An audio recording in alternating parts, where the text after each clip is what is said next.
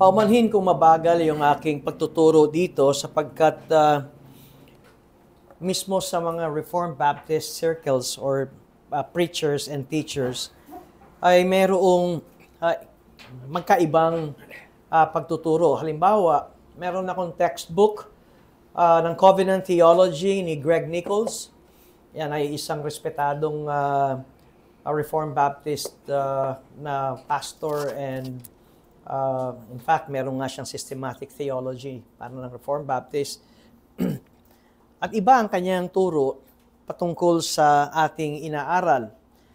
Saan ko ba kinuha itong covenant theology na ito na katuruan? Ito ay galing sa 17th century ng mga Baptist. At ang tawag sa kanila ay Particular Baptist. At ito ay ang mga English, 17th century English Particular Baptist. Paano lumabas itong turo na ito? Bakit parang tila ngayon lamang ito lumalabas?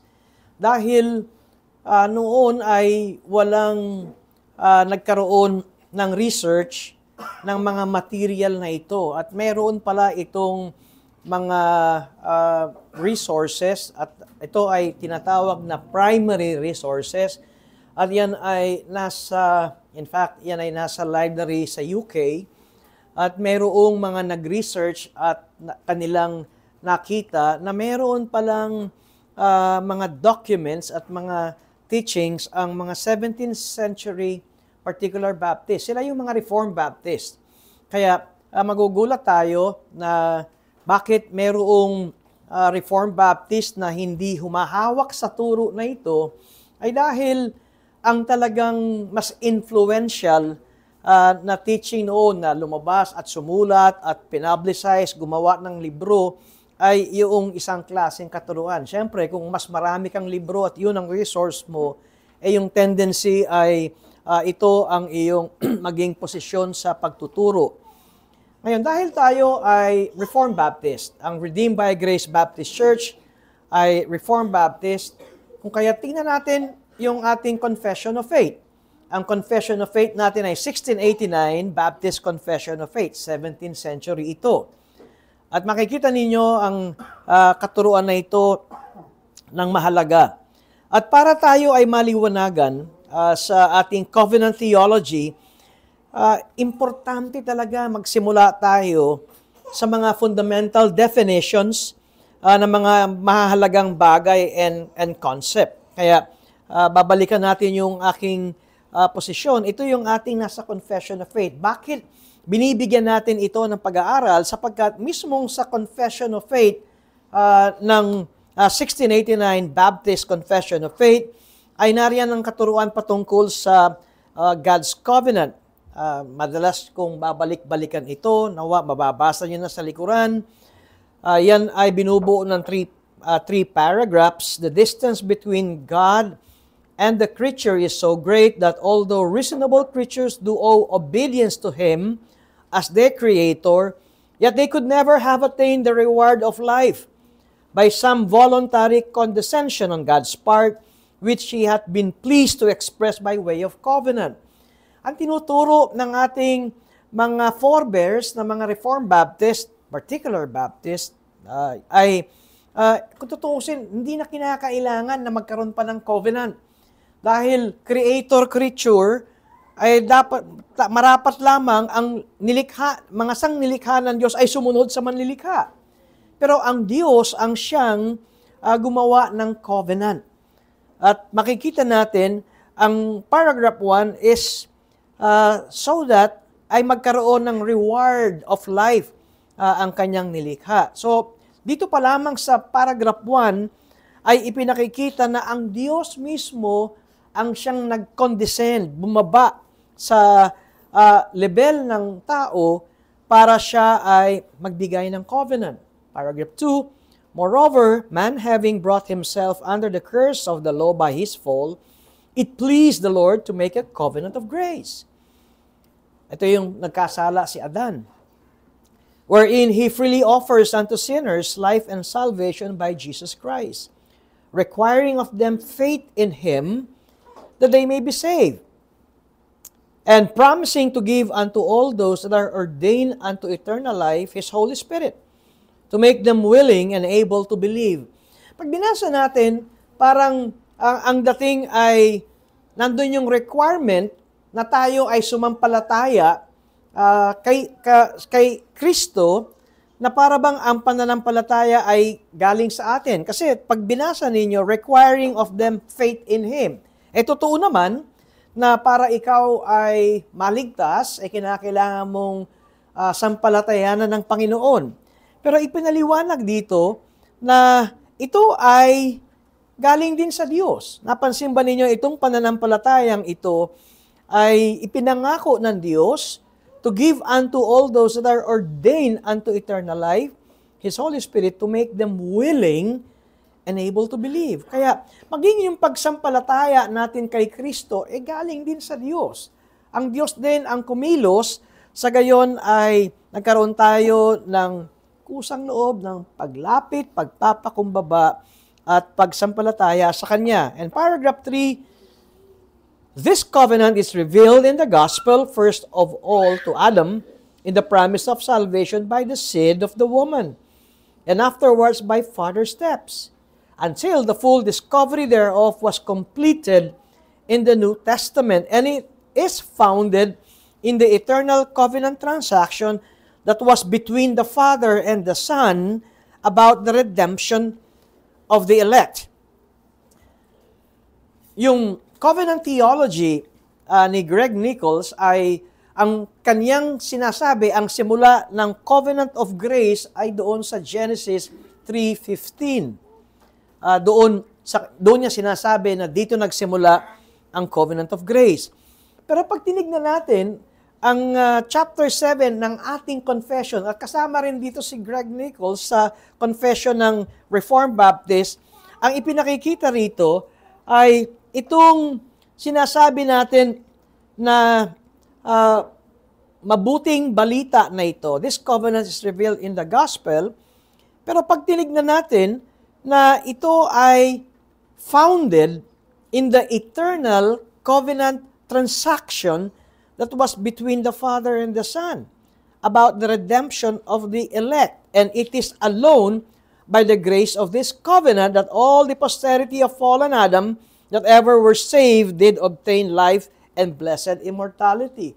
Malabas, pag nakita natin, ang simulain talaga nito ay yung tinalakay na natin, the covenant of redemption. Ngayon, yung tipan na ito ng pagtutubos ay hindi nagsimula sa tao, kundi ito ay nagsimula sa Diyos Ama at sa Diyos Anak. Nandoon na yung transaction ng triune God before the creation of the world. Bago pa nilikha ang langit at lupa, ay may kasunduan na ang Trinidad na mayroong ililigtas at tutubusin na mga elect. At yan ay tinalakay na rin natin. Kaya, yan yung ating pinag-aaralan. Kaya importante na tayo ay bumalik sa definition of terms para hindi tayo malito. At sa covenant ng Diyos sa Old Testament, dalawang uri ang makikita natin. Merong conditional covenant at merong unconditional covenant. May kondisyon at saka ang isa ay walang kondisyon. Ngayon, tingnan natin itong mga tinalakay na natin na ito. Halimbawa, yung Adamic covenant. Ito yung tipan ng Diyos kay Adan. Ano ang naging kondisyon ng Diyos kay Adan? Unang-una, makikita natin na si Adan ay inilagay sa Garden of Eden na para pamunuan. 'Di ba? Pamunuan ang sanlibutan. Ang pinakikita dito, si Adan ang representative ng Diyos. Katunayan, pag tinignan natin ang further studies, ang Garden of Eden ay kung nasaan ang presensya ng Diyos. 'Di ba? Doon sila nagtatagpo. Doon pa lamang ay meron na tayong makikita ang katuruan ng naroon ng templo ng Diyos. sa Garden of Eden. Kaya matatandaan ninyo na nung nagkasala si Adan at si Eva, pinalaya sila sa Garden of Eden.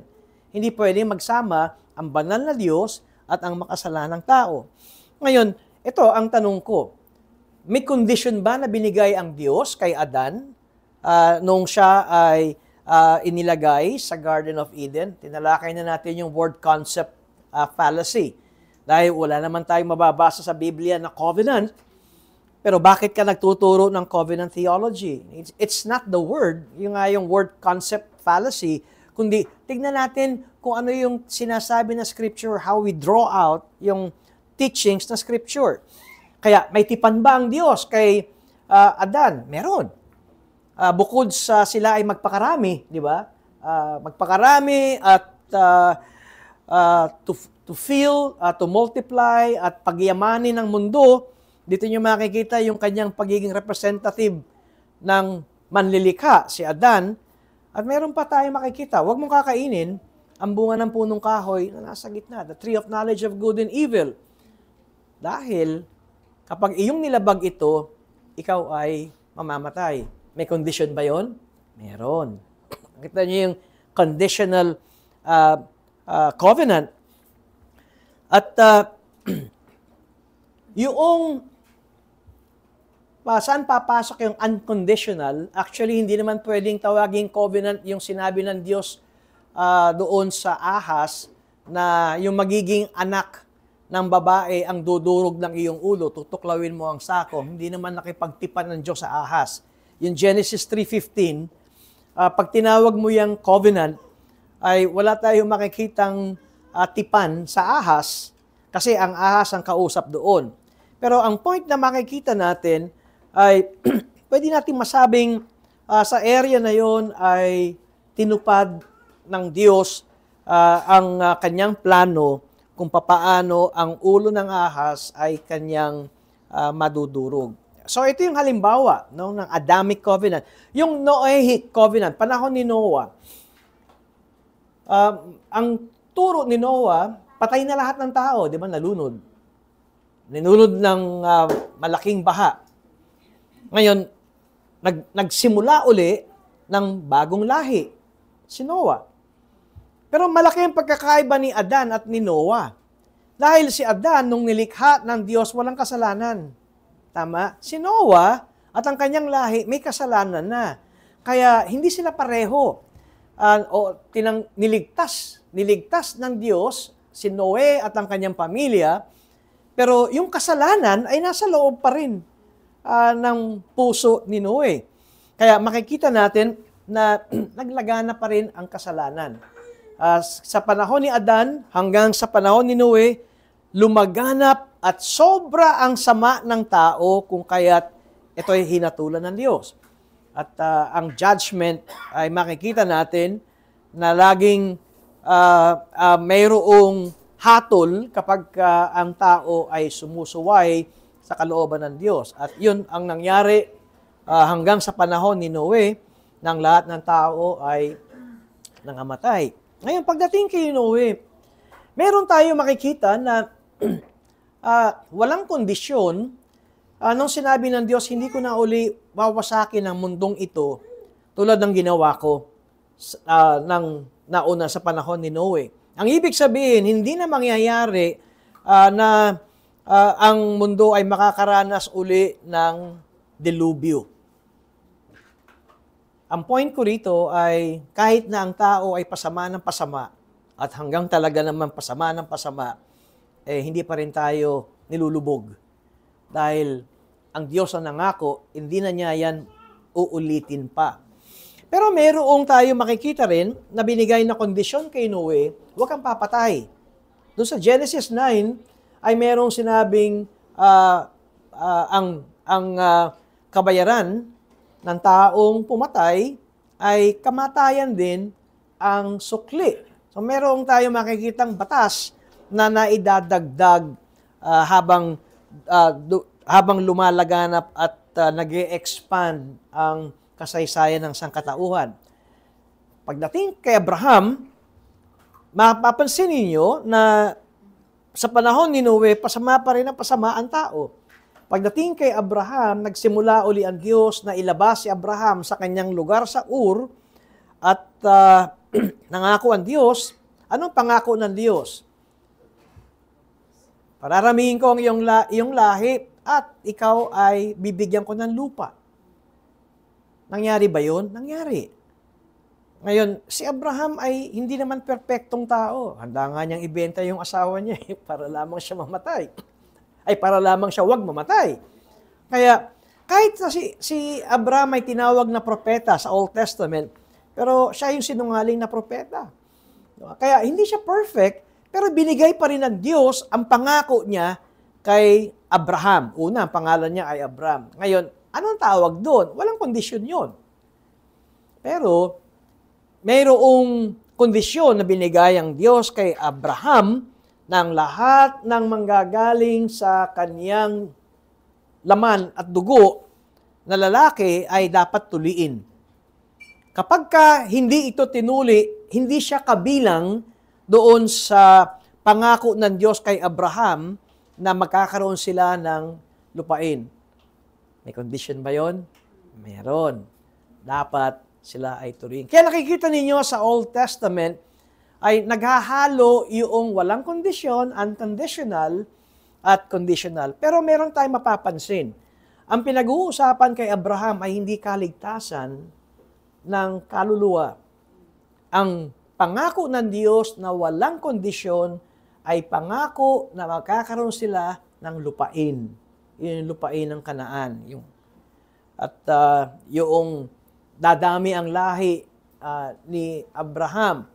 At si Abraham ay magiging pagpapala sa buong bansa. Ngayon, paano siya naging pagpapala sa buong bansa? Dahil sa lahi ni Abraham ay may lalabas na binhi na magiging blessing ng nation. Yun yung narinig natin preaching kanina. At yan ay si Jesucristo. At nangyari yon. Mosaic. Ang totoo, hindi naman nakipagtipan ng Diyos kay Moses. Ang tipan ay binigay sa buong Israel. Kaya minsan ay tinatawag na Sinaitic Covenant. Ang iba naman ay covenant ng Diyos sa Israel. Pero mapapansin ninyo na ang Ten Commandments, unang-una, ang moral law, ay gawin nyo ito. At dito sa Mosaic Covenant, ay meron tayo makitang dapat nyong sundin ang utos o ang batas ng Diyos. Sundin nyo, kayo ay pagpapalain. Labagin ninyo, kayo ay susumpain. Kuminsan, ang iniisip ng mga tao ay napakalupit ng Diyos. Sa Old Testament, minsan, pag di natin naunawaan, parang napakabagsik ng Diyos sa matandang tipan. Ang totoo, pag nakita niyo yung pag-aaral na ito, yung pagpapakumbaba ng Diyos para siya ay makipagtipan sa makasalanang tao ay isang pagpapakita ng kanyang biyaya, ng kanyang pagmamahal. Binibigyan niya ng pagkakataon ang mga tao na sila ay magkaroon ng reward. At ngunit, mapapansin ninyo, ang basis nito ay they have to obey. Dapat silang sumunod. At ganoon din sa tipan ng Diyos kay David at inulit na makikita natin na yung lahi ni David, ang kanyang kaharian ay magiging forever. Hindi naman naging forever. Yung mga anak ni David, si Solomon, na biniyayaan ng Diyos ng talino, ng dunong, ay bumagsak din, nag-fail din. Pero meron siyang isang lahi na siyang magiging hari ng pangwalang hanggan. Sino kaya yung tinatawag na the Son of David? At natupad yun. Yun ay tipan ng Diyos na masasabi nating unconditional dahil kahit na pabagsak ng pabagsak, pasama ng pasama ang mga anak ni David na naging hari, pero dumating pa rin ang huling hari na si Jesus, na siyang anak ni David. Kaya mapapansin ninyo sa Old Testament covenant ay mayroong halo ng walang kondisyon at saka ng may kondisyon. balik tayo sa definition of terms. Ang Hebreo ng covenant ay berith at sa Griego ay diatheke. Ngayon, ang ibig sabihin nito, at ito ay ayon kay Meredith Klein, ito ay a divinely sanctioned commitment. Pag nabanggit ang divinely sanctioned commitment, lumalabas sa Hebreo, ang berit is a relationship na mayroong pangako. Na nandoon ang tinatawag nating oath-bound commitment. Hindi lamang yan ako'y nangangako, pero ito ay oath-bound commitment. Therefore, ang pinag-uusapan natin kapag sinabi nating ano ang covenant, it is a guaranteed commitment. Meron dalawang partido na gumagawa ng kanilang kasi promise, pangako. Pero yung oath, panata, di ba? Yun yung yung panata. Two parties make commitments to one another. At ganito ang parang laman ng kanilang panata sa isa't isa. Gagawin ko ito, ikaw naman ay gagawin mo rin. I will do it, you will do it statements.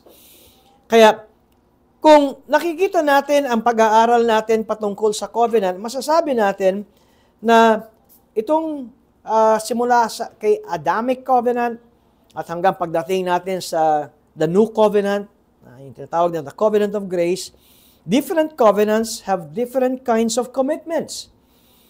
And the varying kinds of commitments in these covenants result in different kinds of covenant. Ngayon, pag sinasabi natin commitment, ang commitment per se, para bang ikaw ay mayroong nangangako ka, hindi yan ang nangangahulugan na yan ay covenant na. Para yan ay maging tipan, ay mayroong papasok na sanctions or threat. Sanctions or threat must be put into place to guarantee the fulfillments of the parties' commitments. Mayroong mangyayari sa akin kapag hindi ko tinupad ang aking panata. At ito ang makikita natin na nagiging formal, nagiging legal ang iyong panata. Dahil ang Diyos ang isa doon sa tinatawag nating contracting parties sa tipan, ay masasabi natin katulad ng binasa natin kanina sa ating confession, na yan ay hindi natural feature of the creator-creature relationship.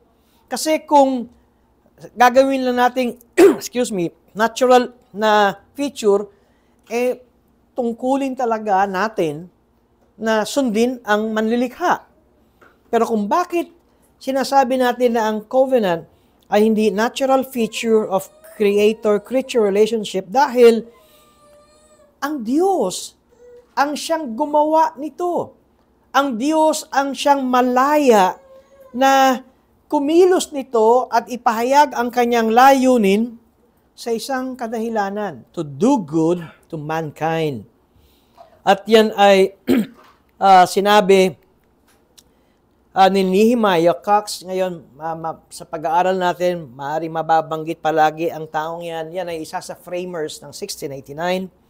At ito ang kanyang sinabi, "The immediate and direct end, therefore, of God's entering into covenant with man at any time, so far as concerns man himself, is the advancing and bettering of his state." Nakita niyo yung purpose ng covenant. Kaya ito ay hindi pabigat, ito ay blessing ng Diyos.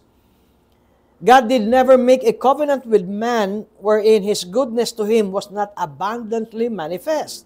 Yea, such is his infinite bounty, that he has proposed no lower end to his covenant transactions with men than to bring them into a blessed state in the eternal fruition of himself.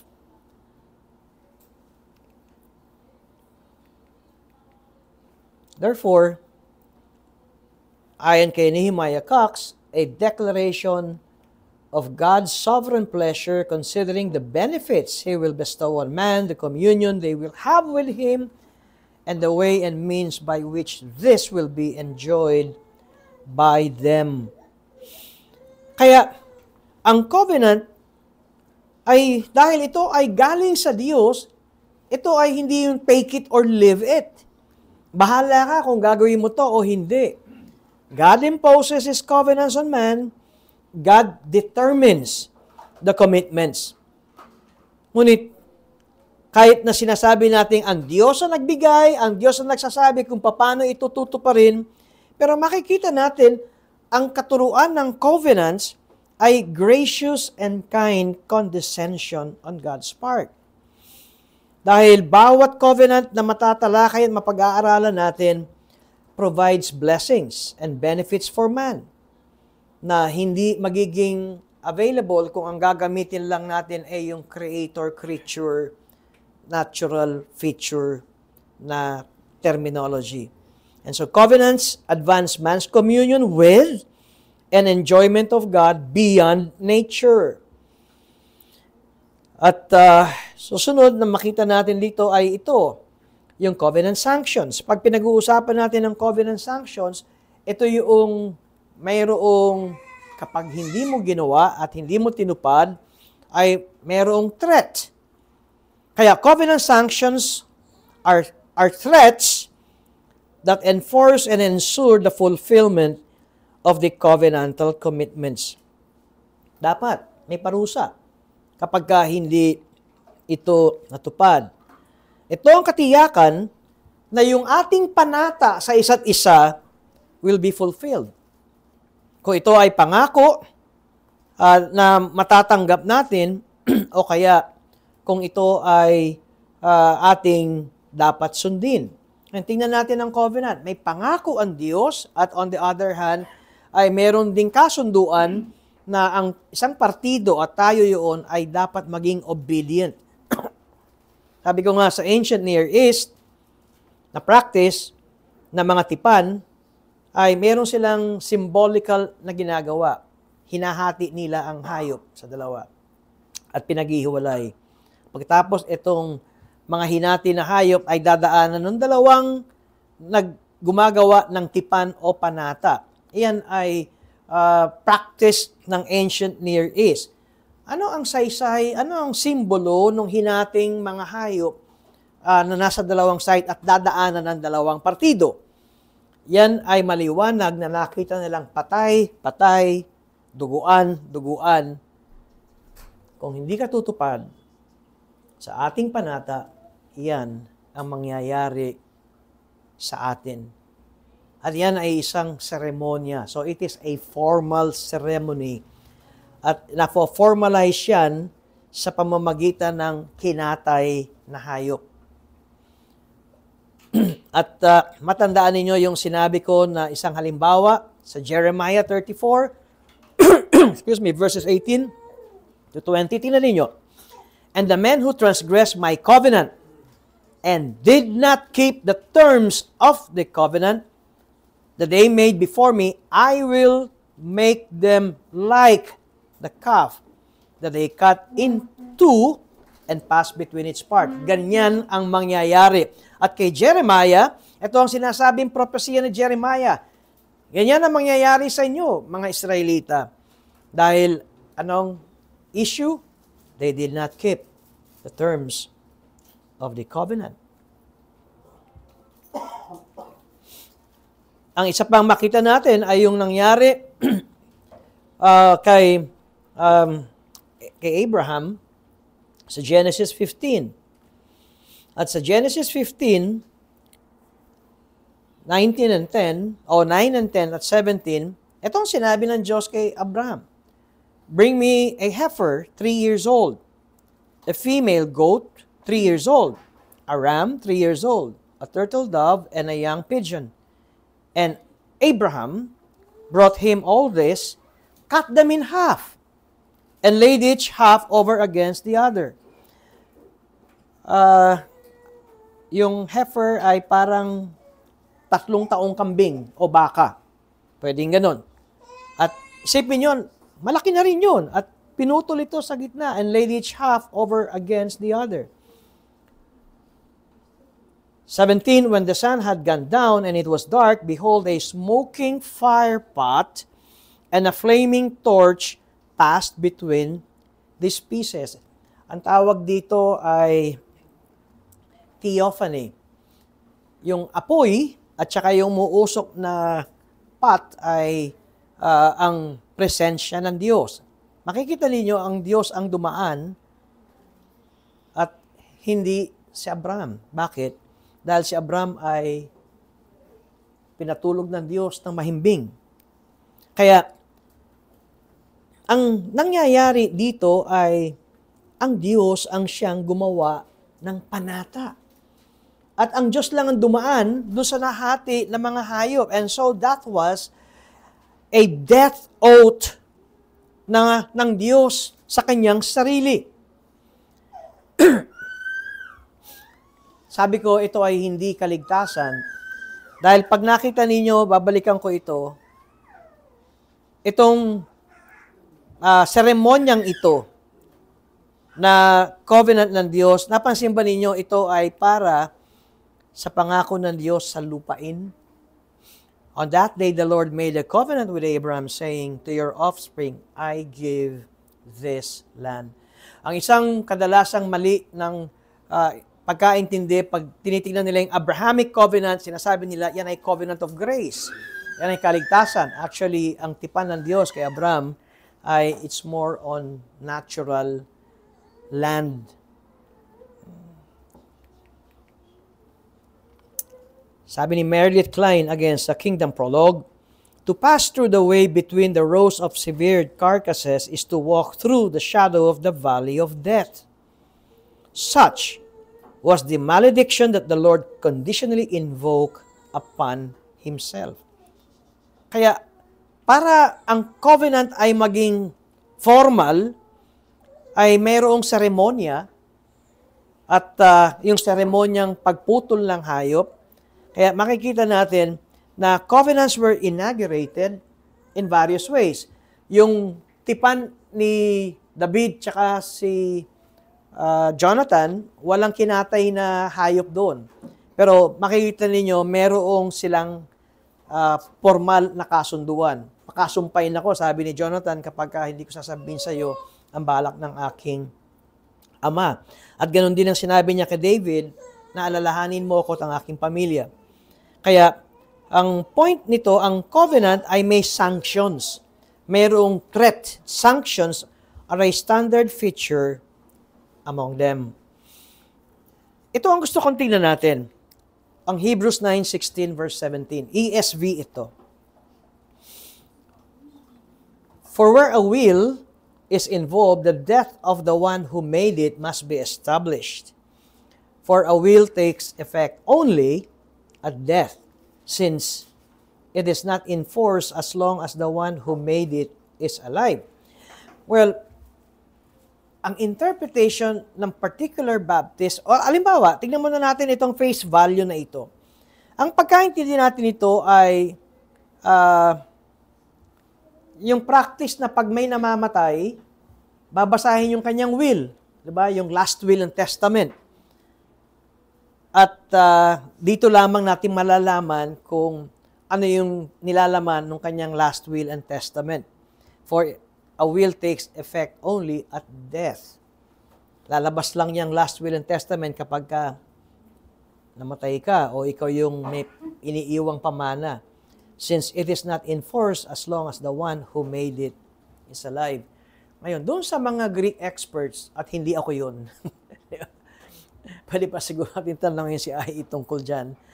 Ito ang kanilang sinabi sa intindi ng particular Baptist 17th century kung ano ang kanilang unawa dito sa Hebrews 9:16 and 17.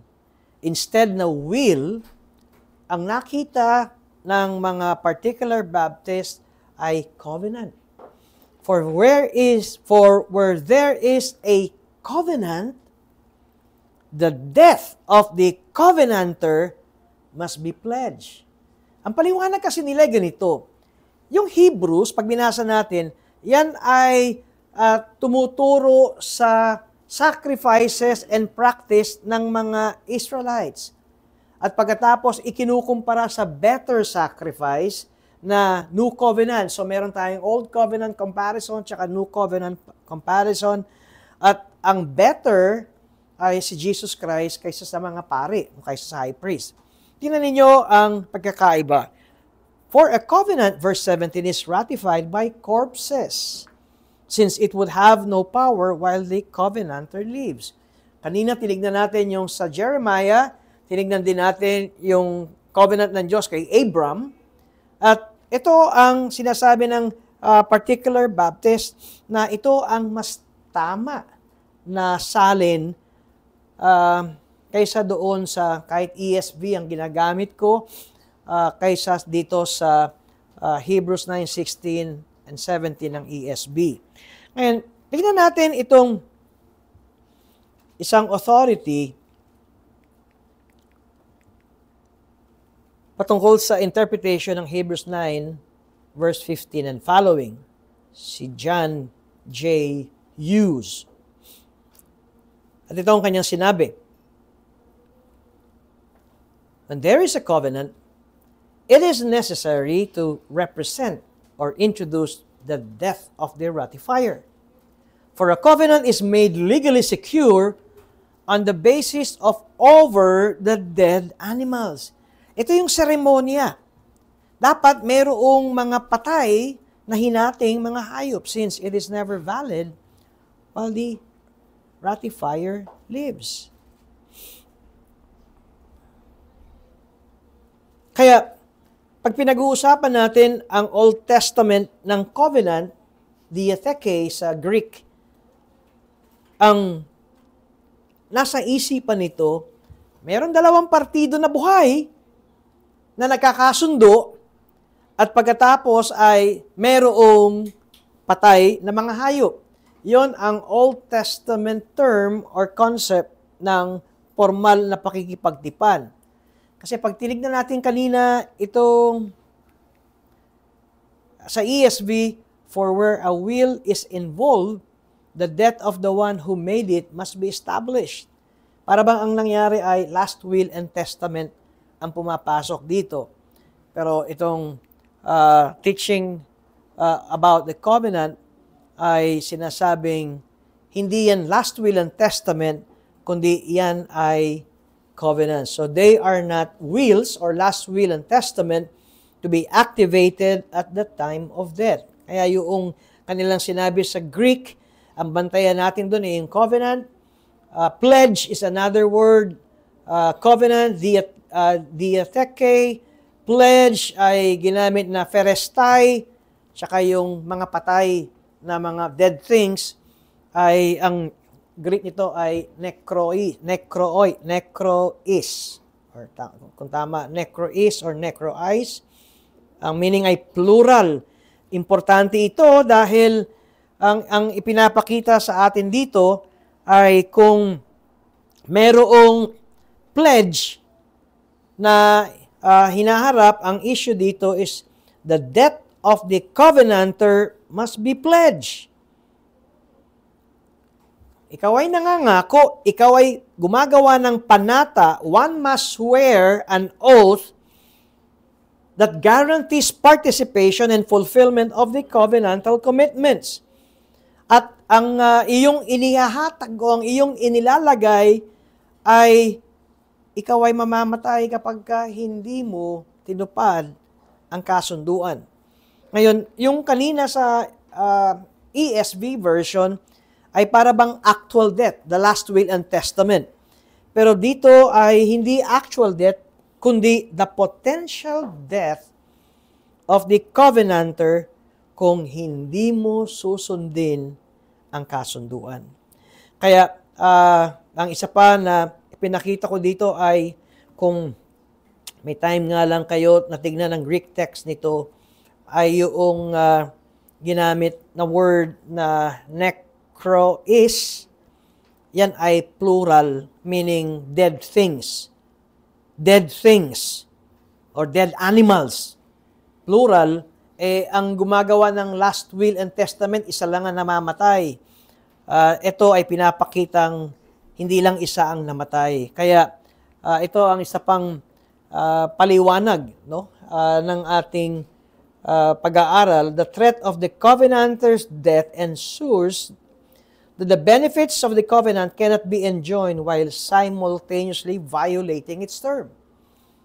Kung hindi mo ito tinupad, ang kamatayan ang sinasabi mo sa iyong sarili. If there is no threat, and the covenanter can violate the covenant and leave, the covenant has no strength. The covenant has no power. The covenant has no validity. Now, as we finish this, tingnan natin itong covenantal commitments. Tingnan natin ang different kinds of covenants.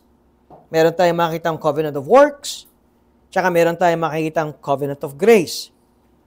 Ano ang covenant of works? A covenant that suspends the enjoyment of its blessings on obedience to precepts or to law. Yan ay covenant of grace. A covenant based on a commitment of obedience to a command, again, is a covenant of works. Covenant of grace ay a covenant based on a commitment of promise. Pag tinignan natin ito, sa covenant of works, pagtatrabuhin mo ang iyong reward. Diba?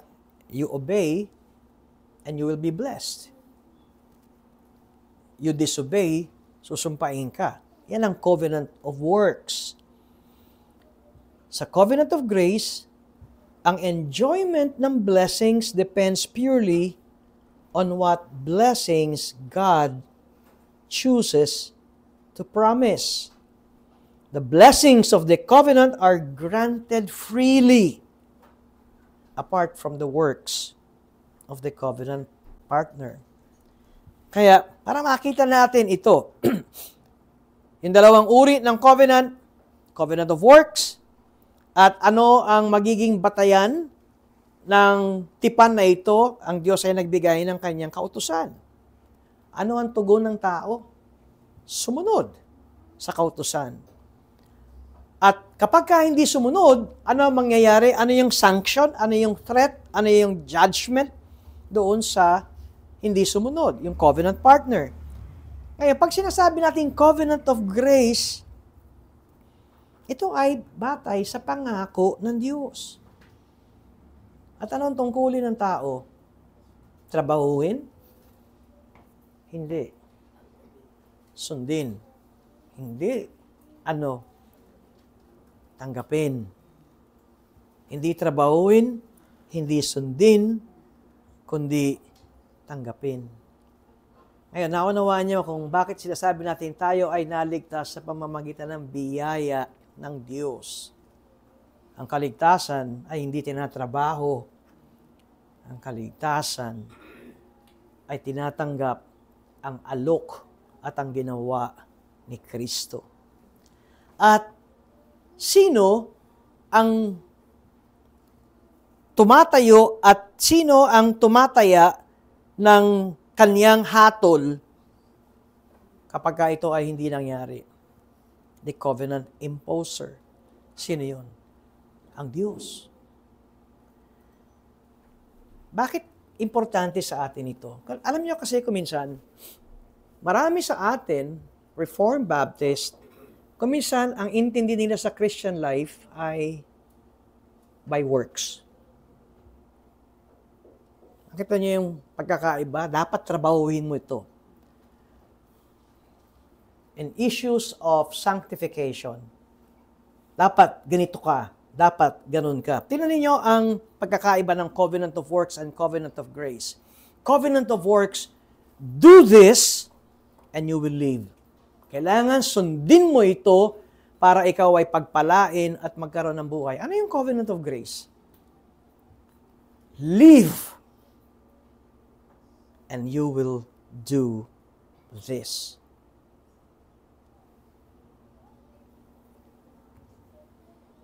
Bakit ba tayo pinanlahanan ng Espiritu Santo? Dahil sa biyaya ng Diyos. Yung pagsampalataya natin kay Kristo, anong sabi ni Pablo? Hindi yan galing sa inyo. Kaya huwag kayong magmalaki. Maging ang pananampalataya natin ay kaloob ng Diyos.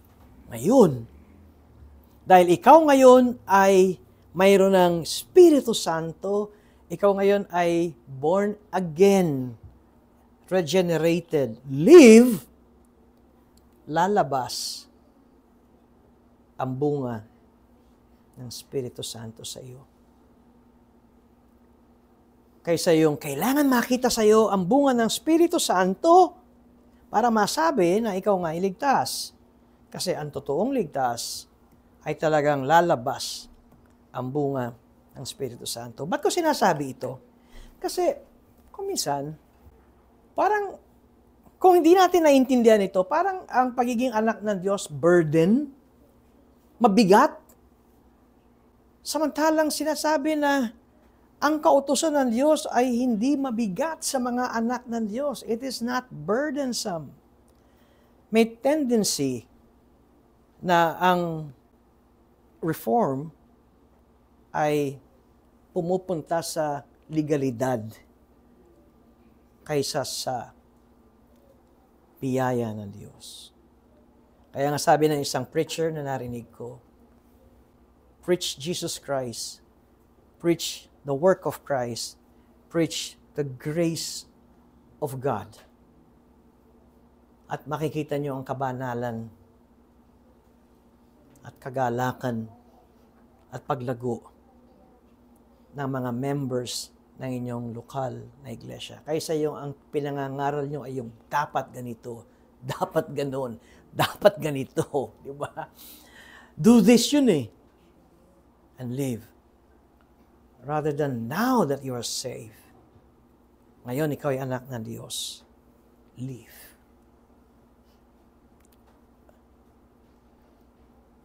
And obey. Ito po yung mga pinagkuhanan ko ng aking study. Dalawa yung kay Sam Renihan, yung kay Nehemiah Cox, yung Covenant Theology from Adam to Christ, o yung sinimulan kong kay Pascal Dinault, at yung tatay ni Sam Renihan na si James Renihan. At ito yung isang binabasa ko na kay Greg Nichols, Covenant Theology, a Reform and Baptistic Perspective on God's Covenant. Now, ano ang aking leaning? Yung turo ni Samuel Renihan at ni Nehemiah Cox. May tanong? May tanong kayo? Pastor, hindi po naka-live streaming dahil ako sa wiki. Kaya, pero recorded. I-upload na lang. Kaya, wala pong question sa online. Salamat. Hindi naka-live. Hindi na nila ako matatanong. Sa YouTube sila magtanong, hindi ko sasagutin. Nakita niyo kung gaano ka-importante ang covenant theology sa atin. Yung covenant of grace ay hindi nagsimula sa Genesis 3:15. Hindi covenant yon. Kasi kung gagawin mong covenant yon, ang Diyos ay nakipag-covenant sa ahas. Ang covenant na makita natin ay yung eternal redemption. Yung covenant ng God the Father, God the Son, na isusugo ng Ama ang anak at mamamatay at ililigtas ang kanyang mga elect. Kaya pag nakita natin saan nagsimula, in the beginning, God. Ang simulain ay sa Diyos. Ngayon, kung bakit naglikha ang Diyos ng langit at lupa at itong magandang mundo at unang tao, sa nagsimula lahat yan? Doon sa eternal transaction between the Godhead. At ang tawag natin doon, Covenant of Redemption. Silang nagkasundo na ang ililigtas ng kanyang anak na magkakatawang tao ay ang mga hinirang. Anong tungkulin natin? Anong tungkulin natin? To receive. Kaya, yung sinasabi nating hindi ito ayon sa ating merito. Katunayan, nung ni-lecture ko to, yung Covenant of Works, si Jesus Christ ay nando sa ilalim ng Covenant of Works. Dahil tinupad niyang lahat ang kautusan ni Moses. Hindi na yung kay Adam. Tapos na yon. Ang tinupad ni Jesus Christ ay ang Mosaic Covenant. Kaya mapansin nyo, dinala siya ng magulang niya sa templo nung bata siya. Ano yun? Purification yun eh. Yun yung purification according to the law of Moses. Tinupad lahat ni Jesus ang Mosaic law. Tinupad ni Jesus ang moral law. Tinupad ni Jesus ang ceremonial law. Kaya tinuli rin ba siya? Oo. Dahil siya ay isang Hudyo. Dahil siya ay galing kay Abraham. Ngayon, maintindihan natin kung ba't sinabi ni Jesus, hindi ako naparito upang to abolish the law, but to fulfill it. At nung tinupad ni Jesus yun, anong sabi niya? It is finished. Tapos na.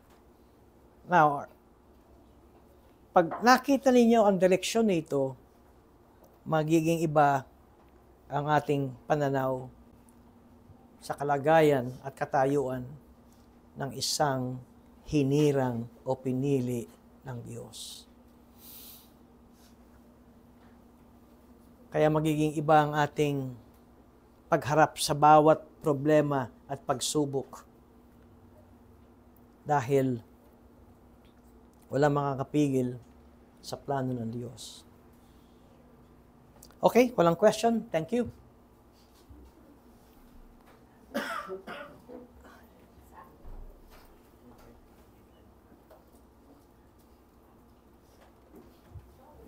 Sige.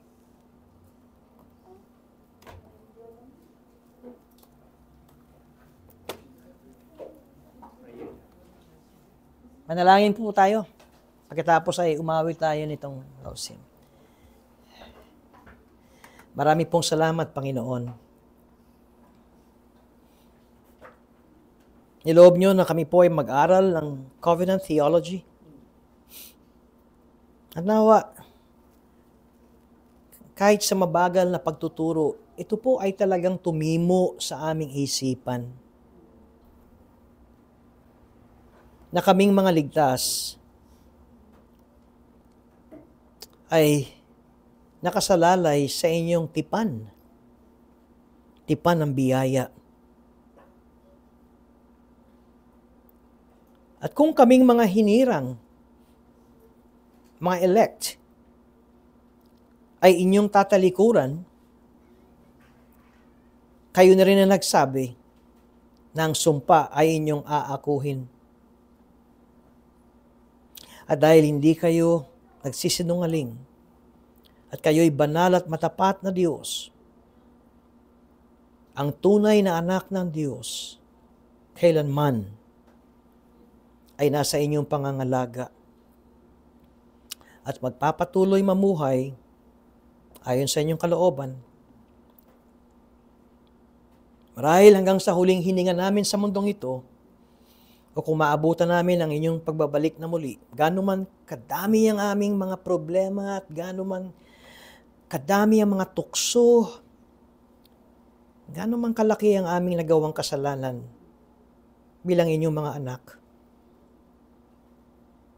naroon ang katiyakan na kami po ay inyong iaahon. Kami ay inyong iingatan sapagkat ang simulain ng aming buhay hanggang sa katapusan ay sa inyo. Kayo ang nagsimula at kayo ang magtatapos. Marahil meron sa amin na ang buhay ay punong-puno ng putik, lugmok sa kasalanan. Ngunit, ang inyong anak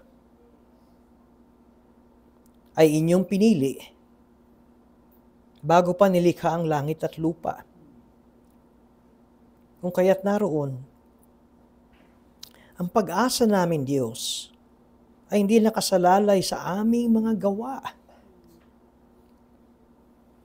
kundi sa inyong biyaya. At salamat sa katuruang ito ng Covenant of Grace. Sa ngalan ni Jesus. Amen. Amen. Tumayo po tayo at awitin natin ito.